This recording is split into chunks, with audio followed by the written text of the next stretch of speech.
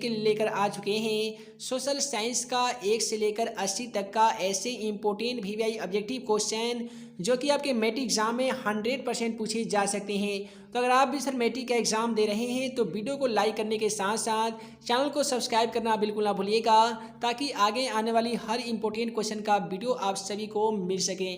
तो यहाँ पे पहला क्वेश्चन में दिया गया है कि हिंद चीन में कौन सा राष्ट्र शामिल नहीं था। इसके लिए आपको 4 ऑप्शन दिए जा रहे हैं। पहला ऑप्शन में दिया गया वियतनाम, ऑप्शन बी में दिया गया लाओस, ऑप्शन सी में दिया गया चीन और ऑप्शन डी में दिया गया है कंबोडिया। तो जैसा कि आप सभी को मालूम होगा कि हमारा वीडियो सीरीज का पहला क्वेश्चन के जवाब आप सभी को वीडियो के नीचे जाकर कमेंट बॉक्स में इसका सही जवाब लिखना होता है। तो क्वेश्चन नंबर 1 का क्या सही जवाब होगा, आप जल्दी से वीडियो के नीचे चले जाइए और कमेंट बॉक्स में इसका सही जवाब लिख सकते हैं। उसके बाद में अगला सवाल है कि वियना कांग्रेस कब हुआ था। तो क्वेश्चन का सही जवाब ऑप्शन ए हो जाएगा, सन 1815 ईस्वी में ही वियना कांग्रेस हुआ था। उसके बाद में अगला सवाल क्वेश्चन 3 में दिया गया है कि भारत में गद्दर पार्टी की स्थापना किसने किया था। याद रखिएगा, भारत में गद्दर पार्टी की स्थापना लाला हरदयाल के द्वारा सन 1913 ईस्वी में किया गया था। अतः क्वेश्चन का सही जवाब ऑप्शन सी होगा। उसके बाद में अगला सवाल है कि द्वितीय महायुद्ध के बाद यूरोप में कौन सी संस्था का उदय आर्थिक दुष्प्रभावों को समाप्त करने के लिए हुआ था। तो यहाँ पे क्वेश्चन 4 का सही जवाब ऑप्शन डी हो जाएगा, यूरोपीय संघ। उसके बाद में अगला सवाल है कि नरोत्तम सिंहानुक कहाँ के शासक थे। दोस्तों याद रखिएगा, नरोत्तम सिंहानुक जो थे वो कंबोडिया देश के शासक थे, जहाँ पे अंकोरवाट का मंदिर स्थित है। उसके बाद में अगला सवाल है कि वाष्प चलित इंजन का आविष्कार किसने किया था। इसी सवाल को मैट्रिक एग्जाम में इस प्रकार से पूछ लिए जाते हैं कि भाप इंजन का आविष्कार किसने किया था या वाष्प इंजन का आविष्कार किसने किया था। प्रत्येक स्थिति में क्वेश्चन का सही जवाब ऑप्शन बी हो जाएगा, जेम्स वाट के द्वारा ही वाष्प चलित इंजन का आविष्कार किया गया था। उसके बाद में अगला सवाल क्वेश्चन 7 में दिया गया है कि Tata iron and steel company की स्थापना कब की गई थी। तो क्वेश्चन का सही जवाब ऑप्शन बी हो जाएगा, सन 1907 ईस्वी में ही जमशेद जी के द्वारा जमशेदपुर में Tata iron and steel company की स्थापना की गई थी। याद रखिएगा, ये जो क्वेश्चन है ना, ये मैट्रिक एग्जाम 2020 में भी सवाल पूछे जा चुके हैं कि Tata iron and steel company की स्थापना कब की गई थी। तो क्वेश्चन का सही जवाब ऑप्शन बी होगा। इसी सवाल को पूछ लिया जाएगा कि Tata iron and steel company की स्थापना किसने किया था। तो क्वेश्चन का सही जवाब जमशेद जी हो जाएगा। उसके बाद में अगला सवाल है कि गोल घर कहाँ स्थित है। उम्मीद है आप सभी स्टूडेंट को मालूम होगा कि गोल घर जो है वो पटना में स्थित है और संजय गांधी जैविक उद्यान भी पटना में स्थित है, जिसे हम सभी चिड़ियाघर के नाम से जानते हैं। अगला सवाल है क्वेश्चन 9 में कि किस अमेरिकी राष्ट्रपति ने न्यू डील लागू किया था। वह कौन ऐसे अमेरिका के राष्ट्रपति थे जिन्होंने न्यू डील लागू किया था। तो क्वेश्चन का सही जवाब ऑप्शन बी हो जाएगा, FD रूजवेल्ट। ऐसे ही सभी इंपॉर्टेंट क्वेश्चन का PDF हमारे द्वारा बनाए जा चुके हैं और सभी PDF का लिंक हमारे मोबाइल एप्लीकेशन में दे दिया गया है। तो आप चाहे तो डिस्क्रिप्शन बॉक्स में दिए गए लिंक को क्लिक करके आप मैथ एंड मैजिक टिप्स का ऑफिशियली मोबाइल एप्लीकेशन को इंस्टॉल करके बहुत सारे PDF डाउनलोड कर सकते हैं। साथ ही एप्लीकेशन में क्विज खेलने के साथ साथ ऑनलाइन टेस्ट भी दे सकते हैं। साथ ही questionforexam.com वेबसाइट पे जाके कक्षा 10वीं का सभी सेट का इंपॉर्टेंट क्वेश्चन का वीडियो लेक्चर भी देख सकते हैं, वीडियो सोल्यूशन भी पा सकते हैं। और सबसे अच्छी बात तो ये है कि आप ईयरफोन में ऑडियो के माध्यम से भी सभी ऑब्जेक्टिव क्वेश्चनों का सोल्यूशन पा सकते हैं। तो इन सभी क्वेश्चनों का लिंक जो है वो वीडियो के डिस्क्रिप्शन बॉक्स में questionforexam.com वेबसाइट पे दे दिया गया है। तो सवाल में बोला गया था कि किस अमेरिकी राष्ट्रपति ने न्यू डील लागू किया था। तो क्वेश्चन का सही जवाब ऑप्शन बी, FD रूजवेल्ट ने। अगला सवाल है कि नेपोलियन संहिता किस वर्ष लागू की गई थी। तो यहाँ पे क्वेश्चन 10 का सही जवाब ऑप्शन डी हो जाएगा, भारत में सहकारिता आंदोलन 1904 में हुआ था। उसी प्रकार से नेपोलियन संहिता जो है वो 1804 ईस्वी में लागू किया गया था। उसके बाद में अगला सवाल है कि फ्रैंकफर्ट की संधि कब हुई थी। उम्मीद है आप सभी को मालूम होगा कि फ्रैंकफर्ट की जो संधि है वो इटली जर्मनी के एकीकरण के साथ साथ 1871 ईस्वी में हुई थी। तो क्वेश्चन का सही जवाब ऑप्शन डी हो जाएगा, 1871 ईस्वी में। उसके बाद में अगला सवाल क्वेश्चन 12 में है कि कार्ल मार्क्स का जन्म कहाँ हुआ था। उम्मीद है ये इस क्वेश्चन का भी सलूशन आप सभी को आता होगा कि कार्ल मार्क्स का जन्म 1818 ईस्वी में जर्मनी में हुआ था। तो पूछा जाएगा कि जन्म कहाँ हुआ था, तो क्वेश्चन का सही जवाब जर्मनी होगा। कब हुआ था, तो क्वेश्चन का सही जवाब 1818 ईस्वी हो जाएगा। उसके बाद में बोला गया है कि 1991 ईस्वी में निम्नलिखित में से कौन सा अस्तित्व में आया था। तो यहाँ पे क्वेश्चन का सही जवाब क्या होगा, तो पहला ऑप्शन में दिया गया है WTO, जिसे हम लोग कहते हैं वर्ल्ड ट्रेड ऑर्गेनाइजेशन। उसके बाद में यहाँ पे गैट दिया गया है जो 1999 में हुआ था। उसके बाद में सी में दिया गया नई आर्थिक नीति जो 1921 ईस्वी में लेनिन के द्वारा लागू किया गया था। लेकिन बोला गया है कि 1991 ईस्वी में कौन सा अस्तित्व में आया था। तो आप सभी को मालूम होगा कि 1991 ईस्वी में सोवियत संघ का विघटन हुआ था। तो चौथा ऑप्शन में दिया गया इनमें से कोई नहीं। तो क्वेश्चन का सही जवाब ऑप्शन डी होगा। कितने स्टूडेंट को लगता है क्वेश्चन का सही जवाब ऑप्शन ए होगा, कमेंट के माध्यम से बता सकते हैं। अगला सवाल है इन आर्थिक क्रियाओं में कौन प्राथमिक क्षेत्र से संबंधित नहीं है। यहाँ पे ऑप्शन देखेंगे तो प्राथमिक क्षेत्र में जो सम्मिलित होता है वो मत्स्य पालन होता है, खनन भी होता है और वन भी होता है। लेकिन जो बैंकिंग सेवा दिया गया है ये प्राथमिक क्षेत्र में से संबंधित नहीं है। अतः क्वेश्चन का सही जवाब ऑप्शन बी होगा, बैंकिंग। उसके बाद में अगला सवाल है जमशेदपुर, दुर्गापुर, भिलाई और सलेम किस उद्योग के केंद्र है। दोस्तों याद रखिएगा, जमशेदपुर, दुर्गापुर, भिलाई और सलेम जो है वो किस उद्योग के केंद्र हैं, तो ये है आयरन और स्टील के केंद्र। यहाँ पे Jamshedji Tata iron and steel company के तो नाम आप जानते ही होंगे, तो इसीलिए क्वेश्चन का सही जवाब ऑप्शन सी होगा। उसके बाद में क्वेश्चन 16 में दिया गया है कि प्रति व्यक्ति आय का आशय है, यानी प्रति व्यक्ति आय का मतलब क्या होता है। तो क्वेश्चन का सही जवाब ऑप्शन बी हो जाएगा, जिसे हम लोग एवरेज आय अर्थात औसत आय भी कहते हैं। उसके बाद में अगला सवाल क्वेश्चन 17 में बोला गया है कि राष्ट्रीय विकास परिषद का गठन कब हुआ था। दोस्तों याद रखिएगा, भारत हमारा जो देश है वो सन 1947 ईस्वी में आज़ाद होने के बाद में सन 1950 ईस्वी में पूरे हिंदुस्तान भर में कानून लागू कर दिया गया था, भारत का संविधान लागू कर दिया गया था। और तुरंत 2 साल के बाद सन 1952 की बात है जब भारत में पहला चुनाव हुआ था, जिसे पंडित जवाहरलाल नेहरू को प्रधानमंत्री और डॉक्टर राजेंद्र प्रसाद को भारत का राष्ट्रपति बनाया गया था। तो सन 1952 ईस्वी की ही बात है जब भारतीय राष्ट्रीय विकास परिषद का गठन हुआ था। तो क्वेश्चन का सही जवाब ऑप्शन सी हो जाएगा, सन 1952 ईस्वी में।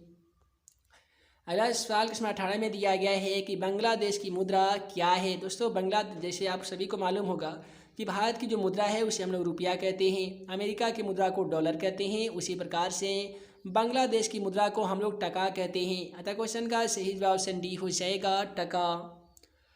उसके बाद में अगला सवाल क्वेश्चन 19 को देख लीजिए। यहाँ पे क्वेश्चन 19 में बोला जा रहा है कि राष्ट्रीय आय का क्या अर्थ होता है। सवाल आपसे ये पूछा है कि राष्ट्रीय आय का क्या अर्थ होता है, यानी राष्ट्रीय आय का क्या मतलब होता है।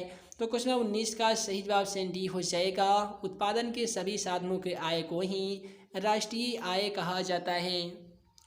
उसके बाद में अगला सवाल क्वेश्चन 20 में दिया गया है कि भारत में उपभोक्ता संरक्षण कानून कब लागू हुआ था। बात है सन 1986 ईस्वी की, जब पूरे भारतवर्ष में उपभोक्ता संरक्षण अधिनियम पारित किया गया था। अतः क्वेश्चन का सही जवाब ऑप्शन बी हो जाएगा, सन 1986 ईस्वी में।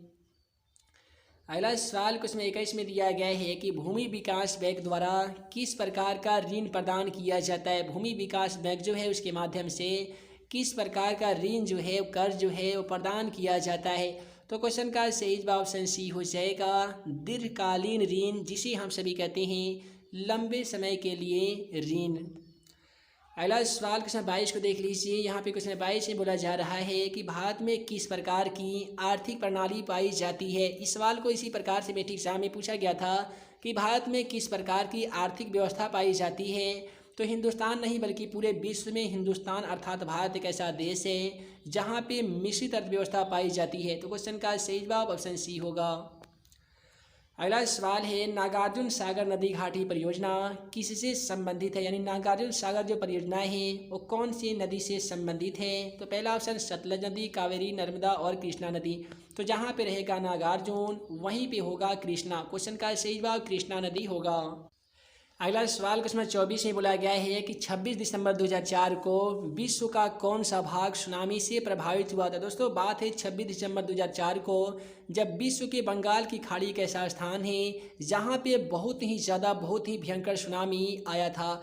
उसके बाद में देखिए यहाँ पे अगर सुनामी से रिलेटेड क्वेश्चन पूछे जाएंगे कि अब तक का सबसे विनाशकारी सुनामी कब आया था, तो आया था 26 दिसंबर 2004 को। कहाँ पे? तो बंगाल की खाड़ी में। और पूछा जाएगा कि बिहार में या भारत में अब तक का सबसे विनाशकारी भूकंप कब आया था, तो ये सन 1934 ईस्वी में आया था, जिसमें ज़मीनें फट गई थी, दरारें पड़ गई थी और काफ़ी ही अधिक मात्रा में बालू तथा कोयला ज़मीन के ऊपर आ गए थे तथा कई लोग काल के गाल में समा गए थे, अर्थात मृत्यु के आगोश में समा गए थे। अगला सवाल है हमारा कि संचार व्यवस्था को बाधित होने का मुख्य कारण क्या है। आखिर वह कौन ऐसा रीजन है, कौन ऐसा कारण है जिससे संचार व्यवस्था जो है वो बाधित हो जाती है। पहला ऑप्शन में दिया गया केबल का टूट जाना। अब जाहिर सी बात है, केबल अर्थात तार जब टूट जाएंगे तो संचार व्यवस्था बाधित हो जाएंगे। तो क्वेश्चन का सही जवाब ऑप्शन ए हो जाएगा केबलों का टूट जाना। अगला सवाल में बोला गया है कि बाढ़ क्षति पहुंचाती है, यानी बाढ़ जो है वो किसको क्षति पहुंचाती है, तो बाढ़ जो है फसलों को भी क्षति पहुंचाती है, पशुओं को भी पहुंचाती है और भवनों को भी पहुंचाती है। इसलिए क्वेश्चन का सही जवाब हमारा ऑप्शन डी हो जाएगा, इनमें से सभी। याद रहे, इसी सवाल को इस प्रकार से अगर पूछ लिया जाता कि बाढ़ से सबसे अधिक हानि किसको होती है और ऑप्शन डी में अगर उपयुक्त में से सभी नहीं दिया गया हो, तो वैसी स्थिति में क्वेश्चन का सही जवाब फसलों को होता है। उसके बाद में क्वेश्चन 27 से बोला गया है स्वर्णिम चतुर्भुज संबंधित है, अर्थात स्वर्णिम चतुर्भुज जो है वो किससे संबंधित है। तो यहाँ पे क्वेश्चन का सही जवाब ऑप्शन बी हो जाएगा, स्वर्णिम चतुर्भुज सड़क मार्गों से संबंधित है। उसके बाद में बोला गया है कि बाढ़ के समय लोगों को कहाँ जाना चाहिए। क्वेश्चन का सही जवाब ऑप्शन सी हो जाएगा, बाढ़ आने के समय लोगों को उच्च भूमि वाले स्थान पे जाना चाहिए। उसके बाद में है कि भारत में वो कौन ऐसी पार्टी है जो क्षेत्रीय राजनीतिक दल कही जाती है। तो क्वेश्चन का सही जवाब ऑप्शन सी हो जाएगा, जनता दल यूनाइटेड, जिसे हम सभी जेडीयू के नाम से जानते हैं। उसके बाद में बोला गया है कि भारत में पंचायत के चुनाव कौन करवाता है। भारत में जितने भी पंचायती राज की संस्था के जो चुनाव होते हैं उसका जो चुनाव होता है वो कौन करवाता है। तो क्वेश्चन का सही जवाब राज्य चुनाव आयोग होगा, यानी क्वेश्चन 30 का सही जवाब ऑप्शन सी होगा। उसके बाद में अगला सवाल क्वेश्चन 31 में बोला गया है कि भारत के किस राज्य में पंचायती राज संस्था की शुरुआत हुई थी। तो भारत का राजस्थान एक ऐसा राज्य है जहाँ पे पंचायती राज संस्था की शुरुआत हुई थी और सूचना के अधिकार आंदोलन की शुरुआत भी राजस्थान से हुई थी। कब हुई थी, तो ये 2005 ईस्वी में हुई थी। अगला सवाल है वर्ष 1975 को भारतीय राजनीति में किस लिए जाना जाता है। दोस्तों वर्ष 1975 आने वाले समय में भी जाना जाएगा। इसका जो मुख्य रीजन है वो ये है कि इंदिरा गांधी के माध्यम से ही देश भर में आंतरिक आपातकाल को लागू किया गया था। क्वेश्चन का सही जवाब ऑप्शन सी होगा। अगला सवाल क्वेश्चन 33 में दिया गया है कि ताड़ी विरोधी आंदोलन किस प्रांत से शुरू हुआ था। जैसा कि आप सभी को मालूम होगा कि ताड़ी विरोधी जो आंदोलन है वो आंध्र प्रदेश के महिलाओं के द्वारा चलाया गया आंदोलन था, जिसमें महिलाएं आसपास में जितने भी मदिरा की बिक्री हो रही थी उन सभी मदिरा की बिक्री पर पाबंदी की मांग कर रहे थे, जिसके फलस्वरूप क्या हुआ कि उन सभी महिलाओं को स्थानीय निकाय के रूप में आरक्षण भी प्राप्त हुआ था। तो यहाँ पे क्वेश्चन का सही जवाब ऑप्शन सी हो जाएगा, आंध्र प्रदेश। उसके बाद में बोला गया है कि धर्म को समुदाय का मुख्य आधार कौन मानता है। तो धर्म को समुदाय का मुख्य आधार मानने वाला ऑप्शन ए दिया गया है, सांप्रदायिक। उसके बाद में है कि सत्ता में साझेदारी सही है क्योंकि, यानी सत्ता में साझेदारी तो करना सही है, लेकिन क्यों सही है, तो आसान भाषा में बता दीजिएगा। सत्ता में साझेदारी करना इसलिए सही है क्योंकि ये सत्ता में साझेदारी विभिन्न समुदायों के बीच टकराव को कम करती है। उसके बाद में 36 में दिया गया है कि नेपाल में शब्द दलीय गठबंधन का मुख्य उद्देश्य क्या है। तो किस्मत 36 का सही जवाब यहाँ पे ऑप्शन बी हो जाएगा, भारत में नेपाल में लोकतंत्र की पुनः स्थापना करना इसका मुख्य उद्देश्य है शब्द दलीय गठबंधन का।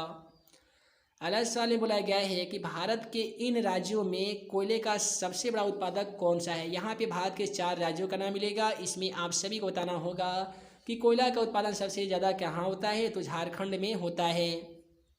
उसके बाद में है कि सौर ऊर्जा के उत्पादन के लिए सर्वाधिक उपयुक्त राज्य कौन सा है। तो क्वेश्चन 38 का सही जवाब सी हो जाएगा, राजस्थान। उसके बाद में है कि बिहार की पहली नदी घाटी परियोजना कौन सी है। यहाँ पे बिहार की पहली नदी घाटी परियोजना की बात करेंगे तो क्वेश्चन का सही जवाब ऑप्शन बी होगा, कोसी नदी घाटी परियोजना। उसके बाद में सुंदरवन टाइगर रिजर्व कहाँ है। तो जैसा कि आप सभी को मालूम होगा सुंदरवन टाइगर रिजर्व जो है वो पश्चिम बंगाल में है, अतः क्वेश्चन का सही जवाब ऑप्शन ए होगा। उसके बाद में क्वेश्चन 41 से बोला गया है कि भारत में सबसे लंबा बांध कौन है। तो भारत का जो सबसे लंबा बांध है वो कौन सा है, तो उसे हम लोग कहते हैं हीराकुंड बांध। यानी क्वेश्चन नंबर 41 का सही जवाब ऑप्शन सी होगा, हीराकुंड बांध। उसके बाद में बोला गया है कि कौन प्राथमिक ऊर्जा का उदाहरण नहीं है। यहाँ पे प्राथमिक ऊर्जा का उदाहरण कौन सा नहीं है, तो कोयला, पेट्रोलियम, प्राकृतिक गैस तो प्राथमिक ऊर्जा का उदाहरण है ही, लेकिन विद्युत नहीं है। अतः क्वेश्चन का सही जवाब ऑप्शन बी होगा, विद्युत। उसके बाद में बोला गया है कि पूर्व मध्य रेलवे का मुख्यालय कहाँ है। जैसा कि आप सभी ट्रेन का सफ़र किए होंगे तो मालूम होगा ट्रेन के बोगी पे लिखा रहता है ऐसे पू म रे, जिसका माने होता है पूर्व मध्य रेलवे का मुख्यालय कहाँ है, तो ये है हाजीपुर में। क्वेश्चन का सही जवाब ऑप्शन डी होगा। क्वेश्चन नंबर 44 में बोला गया है कि चावल है, अर्थात चावल जो है वो किस प्रकार का फसल है। तो दोस्तों चावल की बात करें या धान की बात करें, ये सभी जो फसल होते हैं वो खरीफ फसल होते हैं।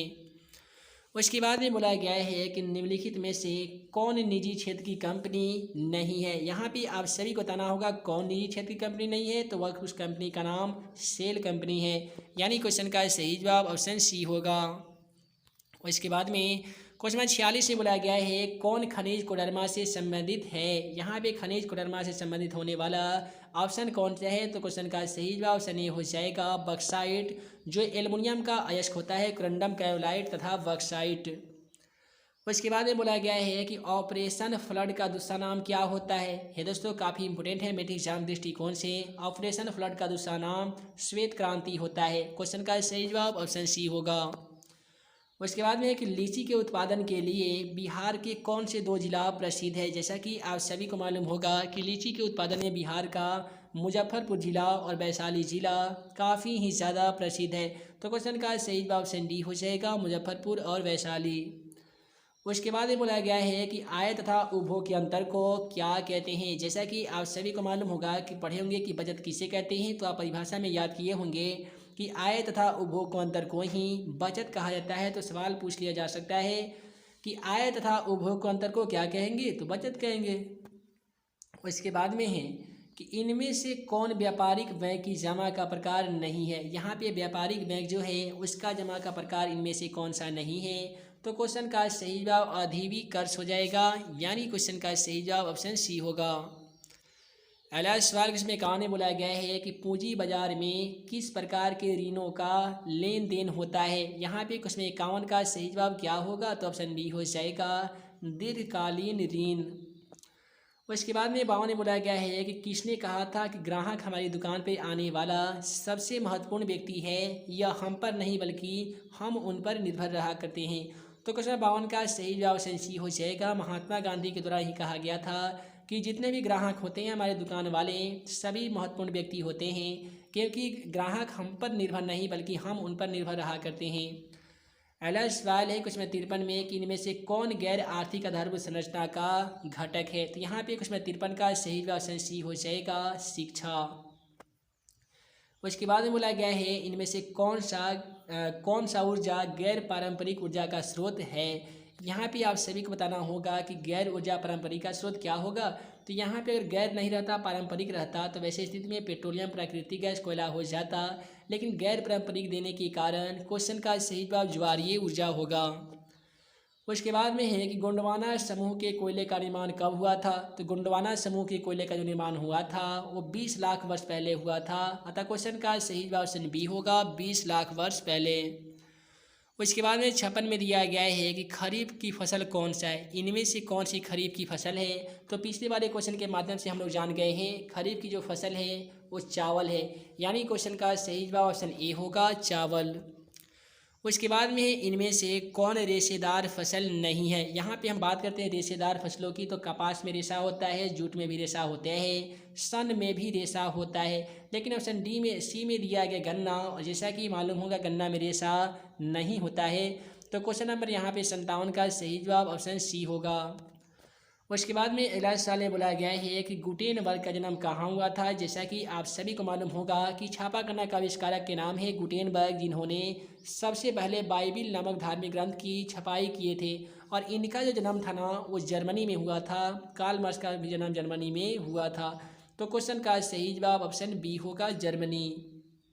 अगला सवाल है कि इंग्लैंड में मुद्रण कला को पहुंचाने वाला व्यक्ति कौन सा है। याद रखिएगा, कैक्सटन एक ऐसा व्यक्ति था जिन्होंने इंग्लैंड में भी मुद्रण यंत्र अर्थात छापाखाना को पहुंचा दिया था।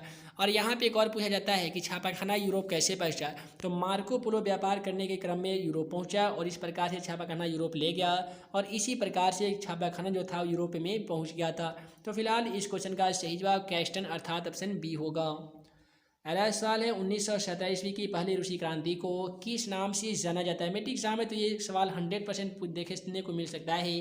तो क्या हुआ था कि बोल्शेविक क्रांति जो हुआ था उसे वो हुआ था नवंबर 1917 ईस्वी में, ठीक है। लेकिन जो 1917 में फरवरी क्रांति हुआ था वो सबसे पहला क्रांति हुआ था। तो क्वेश्चन का सही जवाब यहाँ पे ऑप्शन ए होगा। सवाल पूछा जा सकता है कि बोल्शेविक क्रांति कब हुआ था, तो नवंबर 1917 होगा। और 1917 की पहली रूसी क्रांति को किस नाम से जाना जाता है, तो फरवरी क्रांति के नाम से जाना जाता है।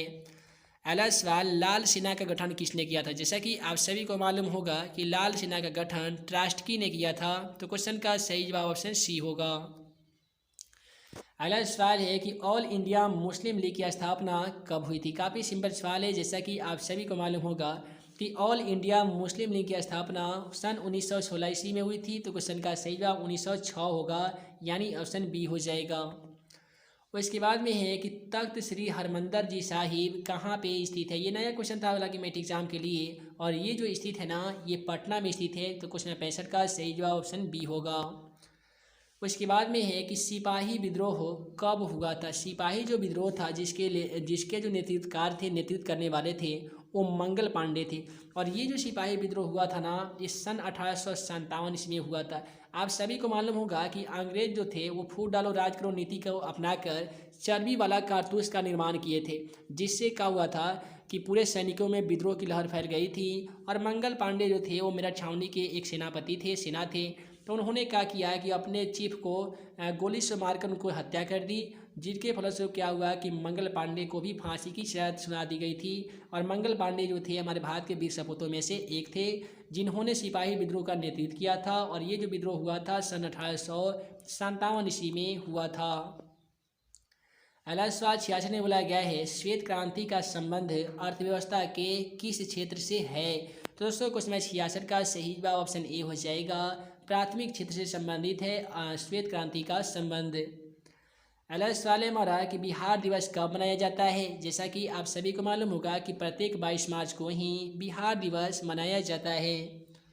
उसके बाद में भारत का नहीं बल्कि विश्व का सबसे बड़ा पशु मेला का आयोजन कहाँ किया जाता है। जैसा कि आप सभी को मालूम होगा कि भारत का सबसे बड़ा पशु मेला और विश्व का भी सबसे बड़ा पशु मेला सोनपुर में लगता है।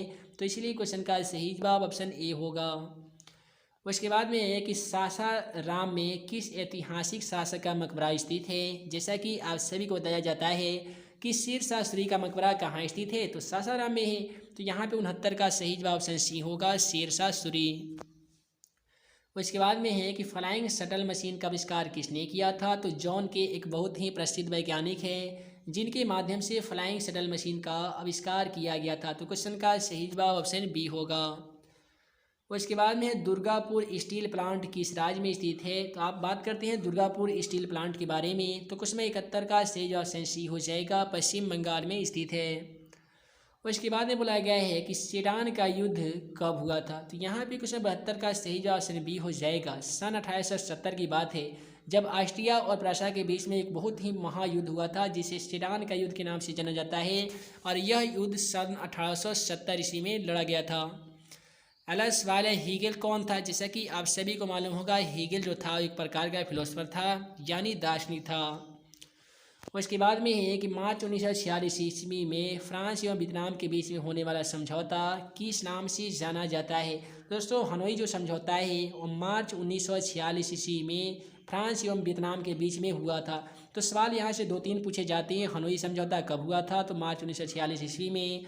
फ्रांस एवं वियतनाम के बीच में होने वाला समझौता किस नाम से जाना जाता है, तो हनोई समझौता के नाम से जाना जाता है।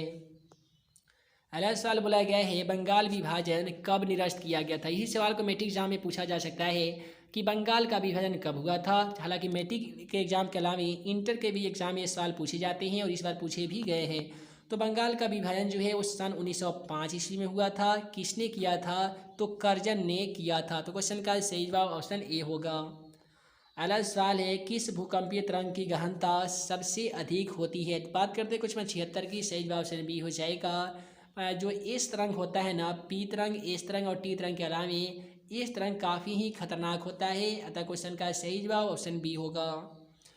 उसके बाद में कुल जल का कितना प्रतिशत भाग महासागरों में निहित है। क्वेश्चन 77 का सही जवाब ऑप्शन डी होना चाहिए। कुल जल का जो 97% भाग है ना, वो महासागरों के अंदर स्थित है, तो क्वेश्चन का सही जवाब ऑप्शन डी होगा।